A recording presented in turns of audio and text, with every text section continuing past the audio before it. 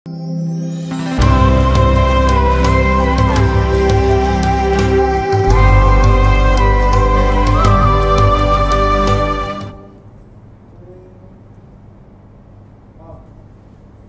pemirsa televisi dan juga para pendengar radio dimanapun Anda berada yang dimuliakan oleh Allah Subhanahu wa Ta'ala, syukur alhamdulillah saya Nur Cita Komariah bisa kembali hadir menemani para pemirsa dalam Ramadan Online 1441 Hijriah.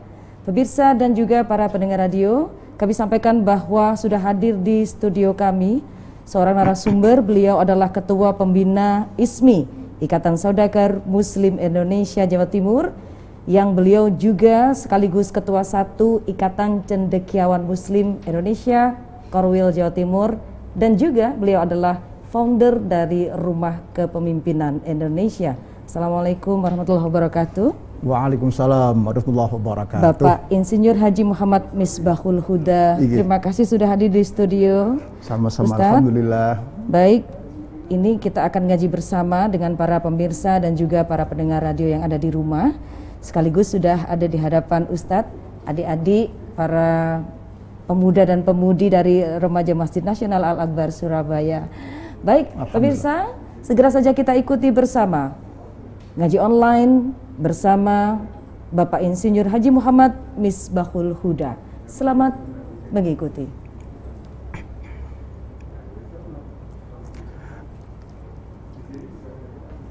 Assalamualaikum warahmatullahi wabarakatuh. Alhamdulillah wassalatu wassalamu ala Rasulillah wa ala alihi wa sahbihi wa mawalah. Allahumma salli ala Sayyidina Muhammad wa ala ali Sayyidina Muhammad.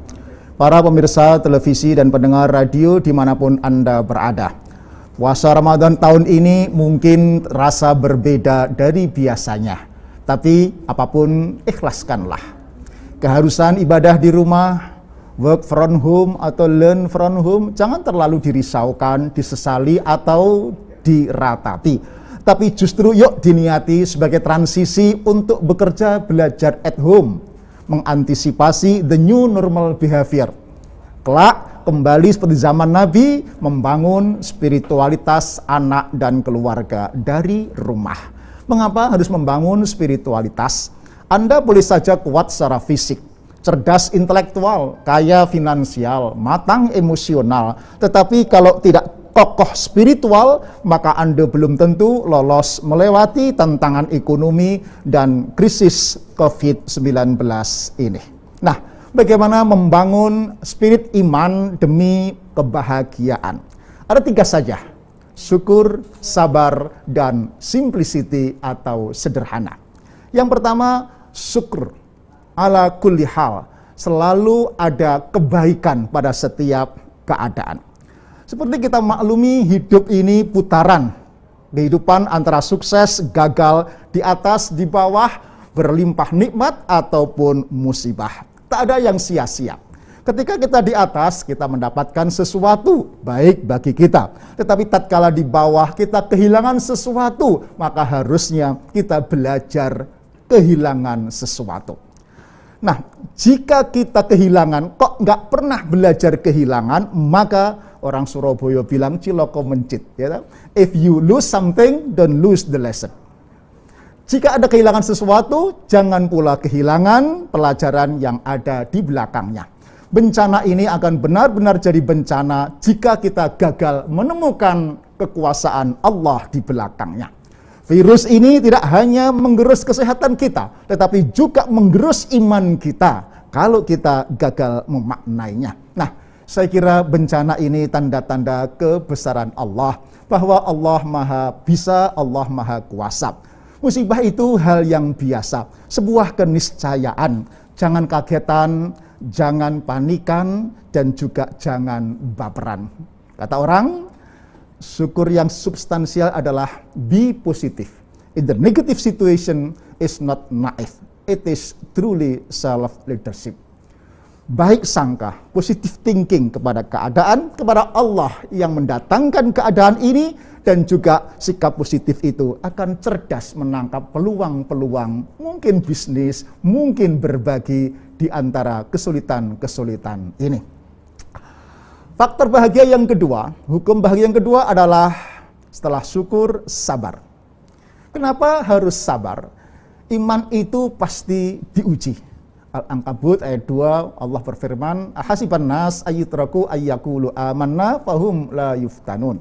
Apakah kau mengira dibiarkan mengaku beriman padahal belum ada ujian dari Allah Subhanahu wa taala?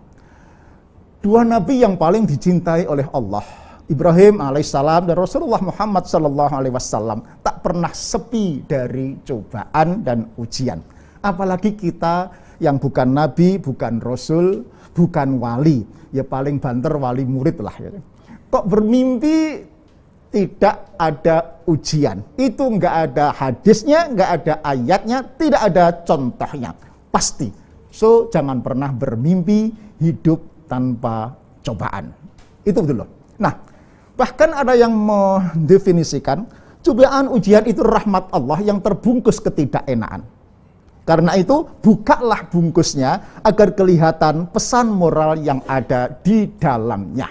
Mengapa ketidakenaan? Karena ketika diberi nikmat, rahmat berupa keenakan, banyak yang lupa diri menikmati kenikmatan itu. Makanya perlu ketidakenaan. Contoh, seperti orang naik pesawat. Kalau pesawatnya tenang, penumpangnya ngapain? Tidur semua, betul. Kalau pesawatnya berguncang karena cuaca buruk, apa yang terjadi? Seluruh penumpang zikir semua. Subhanallah, Allahu Akbar, subhanallah, Allahu Akbar, termasuk saya.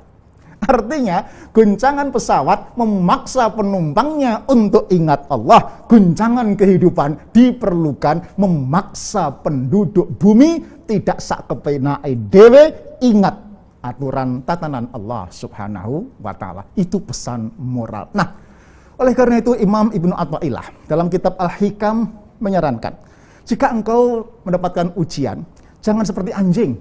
Apa maksudnya? Anjing itu ketika dilempar tulang oleh tuannya, begitu, maka anjing berebut tulang sampai lupa kepada tuan yang melemparnya. Kita manusia punya akal, punya iman. Ketika dilempar cobaan oleh Allah, jangan meratapi masalah itself, tetapi mendekatlah kepada Allah, akseslah Allah, mintalah kekuatan dari Allah, karena la haula wala quwwata illa billah. Bersama Allah hadapilah masalah itu. Itulah makna innallaha ma'as sabirin. Allah bersama orang-orang yang sabar. Itulah arti wabasyiris sabirin. Berilah berita gembira, tenang, bahagia bagi orang-orang yang sabar menghadapi cobaan-cobaan kehidupan ini. Nah, bersama Allah menghadapi kesulitan ini akan membuat seseorang hidupnya antusias, bahagia, pantang mengeluh, ya, juga pantang putus asa. Tapi kan persoalannya ini tidak hanya wabah, tetapi resesi ekonomi ini membuat semua bisnis, ya, ikut lockdown. Semua kesulitan, jangankan untuk berkembang, untuk makan pun pada kesulitan. Mana mungkin, ya? Kami menghadapi krisis berat ini, jangan bicara tidak mungkin kalau kita masih punya Tuhan. Nothing is impossible. Everything is possible if you believe in Allah. Tidak ada yang tidak mungkin. Semuanya mungkin selama kita punya Allah. Idza arada syai'an ayyakula lahu kun fayakun. Jika Allah berkehendak cukup kun, maka selesai, sesuatu pasti terjadi. Sekali lagi disadari, memang Allah tidak menjanjikan langit ini biru terus tanpa mendung. Allah tidak pernah menjanjikan jalan hidup sukses itu lempeng tanpa kelokan dan tanjakan. Yang Allah berjanjikan bersama kesulitan ada kemudahan. Inna ma'al usri yusra, fa inna ma'al yusri yusra. Bersama kesulitan yang 1, 2 ada kemudahan. Yusra itu banyak, ya. Ada kemudahan-kemudahan yang banyak sekali. Nah, pas yakinlah bahwa ujian itu sesuai dengan kemampuan hambanya. La yukallifullahu nafsan illa wus'aha. Maka jangan mengeluh. Orang Surabaya jangan misuh. Gitu. Kenapa itu energi negatif?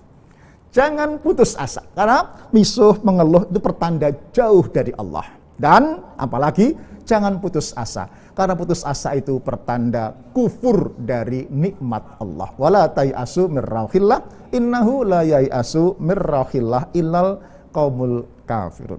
Orang yang berputus asa itu tanda-tanda orang-orang yang kufur. Baik. Maksudnya adalah ketika kita diuji dengan pelbagai kesulitan, sekali lagi, hadirkanlah Allah. Kemampuan menghadirkan Allah ketika menghadapi masalah itu makna spiritualitas. Kalau dalam bisnis, kita mengenal Allah as a hidden stakeholder. Kita hanya dikenakan primary stakeholder atau secondary stakeholder. Orang beriman mestinya mampu menghadirkan Allah as a hidden stakeholder. Allah, sekali lagi, ikut hadir di dalam kita berbisnis, kita mencari rezeki seperti sekarang ini. Ini berbeda. Berbeda dengan, mohon maaf, orang berbisnis sekedar beragama Islam. Orang cari rezeki, ya, muslim santri, beda. Spiritualitas lebih pada sebuah komitmen atau kompetensi menghadirkan Allah yang maha kuasa, maha bisa hadir, membantu bersama kita menghadapi masalah. Itulah berita gembira bagi orang-orang yang sabar. Nah, para pemirsa televisi dan pendengar radio dimanapun Anda berada, itulah spirit iman, the spiritual power. Iman itu artinya percaya, yakin. Orang yang beriman implikasinya adalah sosok yang percaya diri, pede, menghadapi masalah apapun, kapanpun dan dimanapun. Pede menghadapi masa lalu namanya syukur, pede menghadapi masa depan namanya optimis atau sabar. Kalau ada orang yang mengaku mukmin beriman kok tidak pede, tidak bahagia, ya, tidak tegar, ya, tidak syukur dan tidak sabar menghadapi masalah-masalah kehidupan ini, saya khawatir ada masalah dalam keberimanannya. Meskipun orang itu tiap malam zikir, zikirnya pakai Asmaul Husna, pakai tasbih sampai merotoli, gitu, ya. Tetapi kalau hatinya gak yakin, maka lisannya basah menyebut asma Allah, hatinya kosong dari iman kepada Allah Subhanahu wa ta'ala. Makanya tidak heran kalau Rasulullah pernah menyederhanakan. Iman itu sederhana. Nisfahu asyukru, nisfahu as-sabru. Cukup dua itu Anda akan bahagia. Ya, separuhnya syukur, separuhnya sabar. Bahkan Allah menjanjikan ada pintu surga namanya pintu syukur, ada pintu surga namanya pintu sabar. Pernah dengar kisah keluarga ahli surga dari Timur Tengah? Suaminya dari orang Ethiopia. Orang Ethiopia itu kulitnya hanya dua, kalau nggak hitam ya hitam pol. Gitu. Yang putih cuma dua, giginya sama matanya kelop begitu.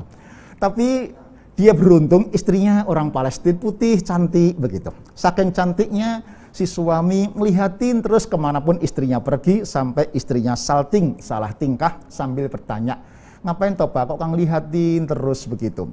Kata suaminya, apakah aku tidak boleh menjadi suami yang bersyukur? Ingatasi saya seitem ini kok dapat jodoh istri secantik kamu. Kata istrinya, alhamdulillah Pak, mudah-mudahan ini menjadi kunci kita sekeluarga masuk surga. Papa masuk surga lewat pintu syukur, sedangkan saya masuk surga lewat pintu sabar. Di bojo wireng, welek, pelit, ngamuan, ya tak?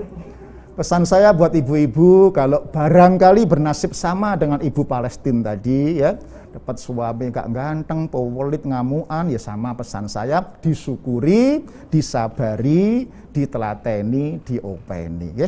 Engko lak mati-mati dhewe. Guyon-guyon. Baik. Nah, untuk bisa hidup syukur dan sabar, syaratnya adalah sederhana.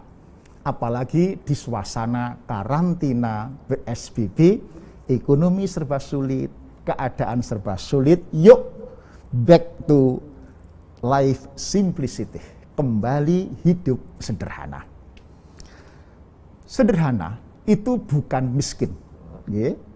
Dan apa sederhana? Wis miskin ya sederhana, bukan. Miskin keadaan hidup sederhana, pilihan hidup bijaksana dan bahagia. Untuk bisa mengantarkan seseorang syukur atau sabar. Contoh, seorang keluarga mendapatkan gaji per bulan 7 juta. Itu banyak atau sedikit? Banyak. Kalau belanjanya 5 juta tiap bulan, betul? Kalau belanjanya 10 juta, maka 7 juta itu sedikit, sulit bersyukur. Maka orang sederhana akan mudah bersyukur, piawai bersyukur. Ya seperti ibu-ibu di sinilah ya, dikasih belanja suami 100.000 gitu lah, bersyukur gak karu-karuan. Tangan suami dicium bolak-balik. Maksudnya ditunggali kok sitok-tok, kira-kira begitu ya. Itu modalnya sederhana. Dengan sederhana baru bisa memahami ayat pendek. Wa annahu wa aghna wa aqna. Dialah Tuhanmu yang mencukupkan rezekimu, ya, memberikan kekayaan kepadamu dan mencukupkan kehidupanmu. Artinya Allah menggaranti bahwa rezeki yang Allah berikan kepada panjenengan cukup untuk hidup. Tetapi memang belum tentu cukup untuk membiayai gaya hidup. Nah, ngetesnya gampang. Kalau di rumah panjenengan banyak gesekan, banyak percekcokan, pertengkaran, ingat hukum Newton waktu SMP, masih ingat? Gesekan berbanding lurus dengan gaya-gaya, masih ingat? Kalau di rumah banyak gesekan, mungkin uripmu kakean gaya. Gaya hidup, pola makan, pola penampilan, pola pergaulan, nomor 4 kakean pola, ya. Oke. Nah, maka para orang tua kita berangkat dari ayat ini pernah menasehati kita. Nak, urip iku sak temene sederhana. Sing garai ruwet iku tak pikiranmu. Betul? Nak, urip iku sak temene murah. Sing garai larang iku lak gengsimu. Betul? Yakin? Saya coba. Kalau makan itu ala kadarnya, di rumah sering gak masak, saya beli pecel daerah Menanggal begitu, 6.000 tak bawa pulang. Lauk tempe 1 di rumah, maem sama istri. Ya. Cukup kenyang. Berarti satu orang berapa? 3.000, 3.500. Murah apa murah? Murah. Saya nggak larang sampai nge-mall itu. Ya, 50.000 gak cukup. Saya ngakon nge-mall. So, pastikan, putuskan ya, rezeki yang ada ini cukup untuk hidup, tapi memang tidak cukup untuk membiayai gaya hidup. Stay pada kebutuhan, jangan menuruti keinginan-keinginan yang tidak ada habisnya. Nah, karantina, PSBB, itu dalam banyak teori mengatakan orang kembali bukan pada nuruti keinginan, kembali kepada hidup sehat, bergizi, makanya kemudian penuhi kebutuhan hidup. Makan cukup seperti itu, nggak perlu harus gaya makan. Sama, kebutuhan yang lain misalnya rumah. Kamar 10, yang dipakai berapa? Yang dipakai 1. Mau coba semalam tidur 10 kamar, ya. Malah loro kabeh gak iso 1 jam pindah kamar ya, sampai subuh baru dapat 6 kamar, kurang 4 kamar, dan itu sakit semua ya. 10 kamar itu gaya hidup, 1-2 kamar itu kebutuhan hidup. Demikian mobil, demikian yang lainnya. Jadi pastikan bahwa rezeki yang Allah berikan kepada kita cukup untuk hidup, meskipun mungkin tidak cukup untuk membiayai gaya hidup. Nah, kalau kurang percaya, ada sebuah survei yang dilakukan oleh The New Economic Foundation. Meneliti sekitar 180 negara di dunia, negara mana yang paling bahagia. Kemudian itu dibuat IPB, Indeks Prestasi Bahagia. Oke? Ternyata setelah diteliti, negara yang paling bahagia nomor 1 adalah Vanuatu.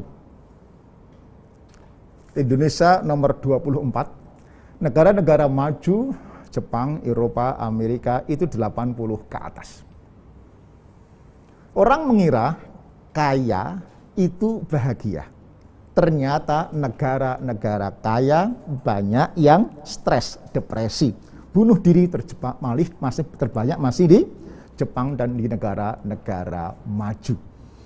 Yang paling bahagia justru Vanuatu, Indonesia nomor 24. Apa yang terjadi di Vanuatu? Negara Pasifik, negara kepulauan di Pasifik Selatan itu GNP-nya sama dengan Indonesia, kira-kira 3.000-4.000 US dollar. Kemudian penghasilannya dari pertanian dan nelayan skala kecil dan pariwisata skala kecil. Kemudian ya penghasilannya nggak jauh dari orang-orang Indonesia. Ketika ditanya mengapa mereka paling bahagia, jawabannya adalah kami terbiasa dengan hidup sederhana, ala kadarnya, neriman, qanaah. Kami terbiasa hidup sederhana, kemudian tolong menolong. Tidak ada kecurigaan, tidak ada kekhawatiran, karena khawatir itu anti bahagia. Tidak ada kekhawatiran dalam hidup kami kecuali hanya angin topan atau bencana alam. Jadi nggak ada khawatir tetangganya gimana mencuri, nggak ada. Karena pulauan terpencil hidup gotong royong. Tidak ada khawatir cemas. Seperti orang-orang kita nggak ada cemas. Jadi, makanya itu mereka bahagia. Nah, Indonesia ranking 24. Mestinya saya kira Indonesia bisa ranking 2 atau ranking 4 karena orangnya kan juga neriman, qanaah. Kenapa jatuh di ranking 24? Konon katanya Indonesia terlalu banyak nonton sinetron. Jadi need-nya, keinginannya bukan di sini, sudah mulai naik di atas. Kenapa tidak bahagia? Karena cemas, karena ngiri. Tetangga beli mobil, awak ayah dem panas ya. Sebelah rumah bangun renovasi rumah, pingsan dia. Ya. Kecemasan, keirian ya. Yang demikian itu sesungguhnya awal-awal anti bahagia. Nah, kembali itulah pentingnya syukur, sabar, dan simplicity, karena simplicity untuk membangun hidup sabar dan syukur. Nah, orang paling kaya di dunia juga berbicara tentang kesederhanaan ini. Warren Buffett, CEO Berkshire Hathaway, ya, terkaya di dunia tahun 2010 menyalip kekayaan Bill Gates. Ya, orang paling kaya di dunia ini orangnya santai sekali. Ya, HP-nya cuma 1, ya, nggak kayak orang kita kan. Anak muda kita kan HP-nya 3. Tapi pulsanya kosong semua. Kemudian kemana baik sopir ya. Belum jenderal bintang 4, baru bintang 1, 2 sudah, waduh, pengawalnya, ridernya. Ini orang kaya di dunia ini nggak pakai sopir, nggak pakai pengawal. Rumahnya, rumah lama tahun 63 tetap dipakai. Rumah tahun 63 seusia saya masih ditempati. Rumah itu tanpa pagar. Masih dihuni. Bandingkan dengan orang kaya di Indonesia. Ya, belum kaya betul sudah langsung beli rumah 4 lengkap dengan penghuninya kadang-kadang. Ini enggak, 1 rumah tua tanpa handphone juga enggak ada sok kayak saya pakai laptop kan enggak. Ya, begini itu. Kemudian saya yakin ketika quote-nya mengatakan orang sukses, adik-adik, bukanlah orang yang hebat dalam segala hal. Tapi orang sukses itu orang yang bisa menemukan hal sederhana dalam dirinya, lalu mensyukurinya. Saya ulang, ini kayak kata Ustadz ya, tetapi sayangnya namanya Ustadz Warren Buffett. Orang sukses bukanlah orang yang hebat dalam segala hal, tetapi justru orang yang mampu menemukan hal sederhana dalam dirinya, lalu mensyukurinya. Baik, Ustadz, luar biasa. Warahmatullahi wabarakatuh. Waalaikumsalam warahmatullahi wabarakatuh. Belum, Ustadz, ini masih ada yang harus kita bahas karena ini ada salah satu dari pemirsa televisi yang mengirimkan pertanyaannya. Ketika kita mendapatkan sesuatu, pastinya bersyukur. Tetapi ketika kehilangan barang atau seseorang yang kita cintai, kita berusaha untuk bersabar, itu terasa begitu sulit. Nah, bagaimana cara kita bersabar dan bersyukur di tengah cobaan? Pertanyaan ini dari Fadilah Syahnanda, Sragen, Jawa Tengah. Monggo, Ustadz, silakan. Terima kasih Ibu Fadilah. Memang tidak serta-merta kita mudah untuk bersabar. Makanya latihan dari awal adalah hidup sederhana, itu mencoba merilis, melepas harta dunia, jangan sampai lengket nyantol di hati kita. Kalau sudah harta dunia nyantol di hati kita, sulit untuk melepasnya. Bahkan kalau harta dunia masuk ke hati kita, ya, maka dikhawatirkan hubbud dunya ra'sun min kulli khati'atin. Ya. Cinta dunia itu induk dari semua kejahatan. Tidak hanya sulit untuk bersyukur, perbuatan jahat bermula dari ini. Tidak hanya itu, iman kita juga akan ternodai. Kenapa? Kalau kita berzikir la ilaha illallah, masih ingat artinya kita menafikan ya ilah-ilah. Oke, apapun kepentingan dunia, illallah, afirmasi kecuali Allah ada di hati kita. Kalau kemudian hati terisi oleh dunia, harta, maka Allah bahkan menyingkir dari diri kita karena Allah tak hendak disekutukan, dipersekutukan dengan apapun dan siapapun. Bayangkan kalau Allah sudah menyingkir dari hari kita. Nah, kembali untuk bisa melepas, tadi latihannya memang jangan itu hidup sederhana, jangan kemudian si harta dunia itu masuk ke hati kita. Ada doanya memang, Allahumma ja'alna dunyana fi aidina wa la taj'alna fi qulubina. Ya Allah, jadikan harta dunia tetap di tanganku, jangan sampai masuk ke hatiku. Kalau masuk ke hatiku, sulit untuk melepasnya. Nah, latihan sederhana itu ketika kehilangan, kembalikan kepada Allah karena ini semua titipan dari Allah, lalu mintalah kekuatan dari Allah untuk bisa kuat menerima kenyataan kehilangan, apapun kehilangan kita. Baik. Pertanyaan dari Sabilah Putri Hardiono di Bandung, bagaimana menghadirkan Allah di tengah PSBB yang di mana-mana masjid ditutup, menghadirkan Allah. Itulah Mbak Salsabilah yang saya sebut dengan kompetensi atau komitmen spiritual. Adalah kemampuan menghadirkan Allah tidak hanya di masjid dan di musola, tetapi Allah hadir dimanapun kita berada, termasuk ibadah sholat di rumah kita. Allah hadir. Nah, kompetensi itu namanya kompetensi spiritualitas. Oke? Nah, jangan kemudian hati kita masih berontak mempertentangkan antara masjid dengan rumah. Ya, seolah-olah nek di rumah itu jauh dari Allah, nek masjid dekat dengan Allah, di masjid nyunah, di rumah nggak nyunah. Nah, tolong ini jangan dipertentangkan secara diametral. Di masjid ada sunnahnya, di rumah sunnah yang lain. Di masjid sunnah ketika dalam keadaan aman. Maka MUI tepat sekali ya. Makna aman itu mungkin tidak zona merah ya. Di daerah misalnya di daerah mbah saya di Rembang, Gandhi, desa sana ya, mungkin masih hijau ya monggo. Itu sunnah. Tetapi sunnah, bahkan hadis Abu Dawud mengatakan sunnah ibadah di rumah manakala ada ketakutan ya, ada bencana, bahkan angin topan pun sudah disunnahkan untuk beribadah di rumah. Nah, kalau kita tidak mempertangkan sunnah di rumah ya, kita berpindah dari satu sunnah ke sunnah yang lain, maka hati kita akan enak. Tidak merasa di rumah itu seperti apa ya, nggak enak begitu. So far kan kita merasakan gimana ya, di rumah itu kok rasa nggak enak begitu. Ibadah jangan pakai perasaan.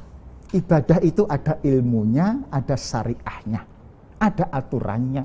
Ya, jangan pakai perasaan. Jangan Anda zuhud, hijrah, pakai perasaan, nggak pakai ilmu, iman atau fikih. Keluar bukan jadi mujahid, bukan jadi zuhud, tetapi malah jadi dukun bisa-bisa. Nah, jadi ada ilmunya. Nah, Sekali lagi, nikmati ibadah di rumah, jangan melawan. Mengapa? Coba perhatikan. Niat ke masjid nggak bisa, itu ada pahalanya. Betul? Terbiasa ke masjid tetapi nggak bisa ke masjid karena uzur pahala. Ya, tidak mencelakakan diri, ya, dan tidak mencelakakan orang lain, berpahala. Ya, tidak menularkan orang lain, berpahala. Ikut fatwa ulama juga berpahala. Nah, saya kira buat Mbak Salsabila, ambil posisi. Ya, ambil posisi. Kalau kemudian jadi ulama berfatwa, kalau bukan ulama ikuti fatwa. Saya kira lebih enak begitu, karena para ulama sudah mengkaji banyak aspek tentang ya bagaimana beribadah di tengah PSBB ini. Sekali lagi, masjid ditutup tidak mengurangi semangat keimanan, ketakwaan kita kepada Allah Subhanahu wa Ta'ala. Ada yang lain? Belum ada? Oke, kalau belum ada, sedikit saya perluas lagi tentang soal masjid dan rumah ini. Tolong pula berhenti untuk umat ini saling memaki, saling menjelekkan antara di rumah dan di masjid. Bahkan ada yang mengatakan bahwa seolah-olah kita di rumah takut kepada virus melebihi takutnya kepada Allah Subhanahu wa Ta'ala. Saya kira dua hal ini tidak layak untuk dipertentangkan. Kenapa? Takut kepada wabah itu dalam rangka takut kepada Allah. Jadi jangan dipertentangkan, ini dalam rangka takut kepada Allah. Kok bisa? Iya, Allah memerintahkan lewat Rasulnya. Nabi bersabda agar kita takut kepada wabah, ya, musibah, sebagaimana takut kepada ketemu seekor singa. Itu Nabi yang mengatakan begitu. Artinya takutnya kepada wabah, menghindar ketularan ini dalam rangka, bukan again, ya, bukan again. Dalam rangka kita takut kepada Allah Subhanahu wa Ta'ala. Nah, masih ada juga yang ngeyel. Iya, tapi kenapa ke pasar, ke plaza, ke ATM diperbolehkan, sementara ke masjid malah dilarang? Saya kira dua hal ini juga tidak layak untuk dipertentangkan. Mengapa? Beda, uncomparable. Ketika dilarang ke pasar atau ke ATM, itu menyangkut urusan perut. Nggak ada gantinya. Ke pasar ya harus berangkat. Ya, ke ATM ya harus. Kalau nggak punya uang. Kira begitu. Ya. Bagi pekerja-pekerja yang dapat harian ya harus keluar. Mohon maaf, ojol, taksi atau yang pekerja dia harus keluar. Tapi kan jika dilarang, asal mereka jaga diri, masker dan kebersihan macam-macam. Nah, tetapi kalau tidak ke masjid atau dilarang ke masjid, itu ada penggantinya, yaitu sholat di rumah, di mana ditegaskan berulang-ulang sholat di rumah itu juga sunnah, ya, terkait dengan suasana zona merah yang sudah mulai ngeblok di area Surabaya dan sekitarnya ini. Kalau di zona masih hijau dengan protokol pengamanan COVID, ya monggo, saya kira begitu. Ketika zona merah, ada baiknya atau sebaiknya kita menikmati di rumah. Nah, saya kira akan lebih baik kalau kita nikmati di rumah. Mohon maaf, supaya tidak merasa kosong, sepi, ya. Tak seperti biasanya, ayo kita ramaikan jamaah tarawih di rumah. Kemudian ada ya tadarus bersama, ada parade tausiah. Di rumah juga begitu, saya dengan anak menantu tausiah, ya. Kalau nggak bisa tausiah ya baca hadis, ya. Apakah Riyadhus Shalihin atau yang lain, ya. Saya baca bergantian. Kemudian setelah baca, saya mengelaborasi, memberikan penjelasan atau pencerahan, ya. Habis tarawih, habis subuh, saya biasakan begitu, ya. Kemudian juga tetap kita rayakan. Kalau ada yang khataman, saya baru khataman, ya, dirayakan dengan bacaan selamatan kecil-kecilan, ya. Kemudian juga jangan lupa, kita tidak hanya berkewajiban membangun iman keluarga, tapi juga imunitas keluarga kita. Jadi mumpung semuanya ngumpul, para ayah kreatif mendampingi, menjadi mentor anak-anaknya ya untuk memulai berekonomi, berbisnis. Ya, saya kira baik sekali. Jangan sampai seperti kekhawatiran Rasulullah, saya khawatir meninggalkan anak-anak yang lemah di antara kamu sekalian. Dimentori, jangan sampai para bapak hebat di kantor, mementori orang lain, tetapi anak-anaknya tidak pernah didampingi, dimentori anak-anak kita untuk startup bisnis apapun. Bisnis di bulan puasa yang tidak hanya berburu materi, tetapi juga berburu nilai. Tidak hanya berburu omset, tetapi berburu barakah. Nah, saya kira kita semua paham apa-apa yang berburu nilai dan barakah ini, yang halal, yang thayyib dan semacamnya. Saya kira juga tolong adik-adik yang muda-muda belajar bagaimana the new normal behavior after crisis 19 COVID-19 crisis. Ada perilaku sekarang masih asing, tetapi sebentar lagi the new normal behavior. Perilaku normal baru. Ke depan belanja itu dari rumah ke rumah. Ke depan ya orang semakin religius, semakin entengan tolong menolong. Ke depan orang semakin belanja seperti ini. Nah, coba cermati perilaku itu, mulailah Anda positif ambil peluang bisnis di era after crisis ya. COVID-19 itu. Nah, ketiga yang terakhir saya kira anak-anak juga dilatih untuk soft skill. Saya ketua RT ya, ada orang tidak mampu, di grup saya 33 kakak. Saya pastikan Umi, istri Ibu RT kan, Ibu PKK, pastikan kampung ini sampai Lebaran bisa tetap bisa makan. Ya, selama Ramadan saya berikan 3 paket sembako kira-kira, butuh 100. Istri saya suruh colek para orang yang tidak mampu untuk japri siapa berkenan membeli berapa. Dalam waktu 2 hari terkumpul 135 paket. Jadi RT warga kami bisa makan terjamin insya Allah 1,5 bulan ke depan. Lalu anak-anak saya libatkan untuk melatih soft skill-nya. Membuat paket, memberikan paket kepada mereka yang tidak mampu untuk tidak menjadi anak milenial yang asosial, yang tidak peduli kepada sosial. Intinya supaya tidak terkesan di rumah itu sepi, kayak gini rasanya. Jauh dari Allah enggak. Ayah ibu kreatif di rumah menjadi qiyamul Ramadan, sholat, tarawih, tausiah, zakat, infak ada di rumah kita ya, tentu dengan keluarga yang kreatif. Saya kira begitu yang bisa saya sampaikan, ada kurang lebihnya mohon dimaafkan. Terakhir, mari kita berdoa bersama-sama. Ala hadiniyah al-Fatihah. Bismillahirrahmanirrahim.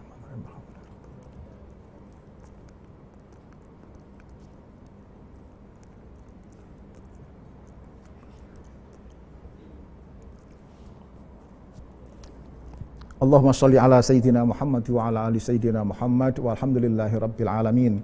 Hamdan syakirin, hamdan na'imin, hamdan yuwafi ni'amahu wa yukafi'u mazidah. Ya Rabbana lakal hamdu kama yanbaghi li jalali wajhika wa 'azimi sultanik.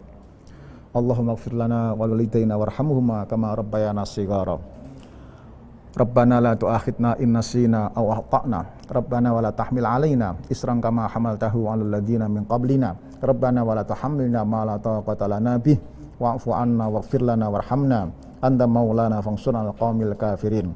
Allahumma inna nas'aluka salamatan fid din wa afiyatan fil jasad wa ziyadatan fil ilmi wa barakatan fil rizqi wa taubatan qabla al-maut wa rahmatan indal maut wa maghfiratan ba'dal maut. Allahumma hawwin 'alaina fi syaqaratil maut wan najata minan nari wa afa indal hisab. Rabbana la tuzigh qulubana ba'da idh hadaitana wa hab lana min ladunka rahmah innaka antal wahhab. Rabbana hab lana min azwajina wa dhurriyyatina qurrata a'yun waj'alna lil muttaqina imama. Rabbi ja'alni muqimas shalah min dzurriyyati rabbana wa taqabbal du'a. Rabbana atina fid dunya hasanah wa fil akhirati hasanah wa qina adzabannar. Wa adkhilnal jannata ma'al abrar ya aziz ya ghafar ya rabbal alamin. Allahumma inna nas'aluka nafsan mutmainnah tu'minu bi liqa'ika wa tardha bi qadha'ika wa taqna'u bi ata'ik. Subhana rabbika rabbil izzati amma yasifun wa salamun alal mursalin walhamdulillahi rabbil alamin. Wa'afu minkum. Assalamualaikum warahmatullahi wabarakatuh. Waalaikumsalam warahmatullahi wabarakatuh. Pemirsa, telah kita ikuti bersama ngaji online bersama Ustadz Insinyur Haji Muhammad Misbahul Huda. Kita tadi mendengarkan apa yang beliau sampaikan. 3 poin. Yang pertama adalah sabar, syukur, kemudian simplicity. Luar biasa. Terima kasih Ustadz sudah memberikan pencerahan kepada kita semuanya. Pemirsa, itulah tadi paparan yang telah disampaikan oleh beliau, mudah-mudahan bermanfaat bagi kita semuanya. Adik-adik dari Remaja Masjid Nasional Al-Akbar Surabaya, terima kasih atas kebersamaannya. Para pemirsa dimanapun Anda berada dan juga para pendengar radio, sampai bertemu kembali esok dalam keadaan yang jauh lebih baik, jauh lebih berkah. Saya Nurcita Komariah undur diri. Wallahul muwaffiq ila aqwamit thoriq. Wassalamualaikum warahmatullahi wabarakatuh.